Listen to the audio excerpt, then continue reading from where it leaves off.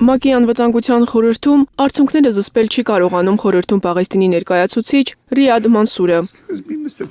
Գազայում է եղել ու ասում է, աչքի առաջից չեն հեռանում իրենց փոքրիկների մարմինները գրկած մայրերի պատկերները։ Մայրերը գրկում են իրենց զավակների անշարժացած մարմինները, շոյում մազերը, խոսում են նրանց հետ, ներողություն խնդրում նրանցից։ Ինչպես կարող էր որևէ մեկը անտարբեր անցնել այս սարսափի կողքով։ Ես էլ թոռներ ունեմ, ես գիտեմ, թե դա ինչ է։ Պաղեստինցիների հետ պատահածին լուր հետևելը նորմալ մարդու ուժերից վեր է։ Ամերիկացի վիրաբույժ Ֆերոզ Սիթվան 5 շաբաթ վիրահատություններ է արել Գազայում, մարդաշատ ու կեղտոտ տեղերում։ Տեսել է, թե ինչպես են երեխաները մահանում, ոչ թե ծանր վնասվածքներից, այլ դեղամիջոցների ու վիրակապերի պակասից։ Աչքի առաջ հազարավոր երեխաներ մահացել են առնահոսությունից եւ ինքնանզոր է եղել որևէ բան փոխելու։ Իմ հիվանդները երեխաներ էին, գլխի բեկորային վնասվածքներով, կրծքավանդակի շրջանում ստացած կրակոցներով, հղի կանայք էլ կային, մեկի կոնքը 2 մասի էր բաժանվել։ Մարտի 18-ին, երբ Իսրայելը խախտեց հրադադարը, Նասեր հիվանդանոցում ես ապրեցի իմ կարիերայի ամենասարսափելի օրը։ Այդ առավոտ 221 հիվանդ բերեցին, 90-ը մահացան տեղում։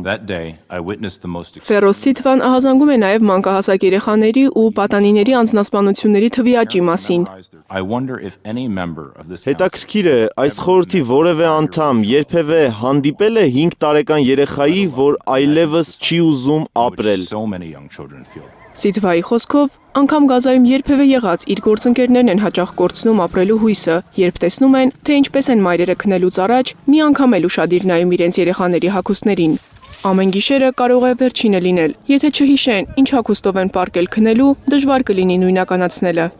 Նյու Յորքից 9163 կիլոմետր հեռու Գազայի հյուսիսային շրջաններում մարդիկ շարունակում են կռիվ տալ սովի դեմ։ Միացյալ Նահանգների միջնորդության բացված օգնության կետերը այդպես էլ կենտրոնացած մնացին հարավում, Ռաֆահ անցակետի մոտ, Իսրայելի վերահսկողության տակ գտնվող տարածքներում։ Իրենց մի կտոր հացի համար պաղեստինցիները հրաժարվում են մեկնել հյուսիսից հարավ, տանում են այսօր կերակրելու, վաղը ձերբակալելու։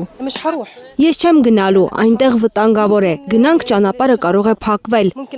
Հուսանք օգնությունը կհասնի մեզ, սպասում ենք։ Եթե Վաշինգտոնն իսկապես ուզում է մեղմել հումանիտար ճգնաժամը, ինչու իրենց օգնություն չի հասնում, զարմանում են Պաղեստինի հյուսիսի բնակիչները։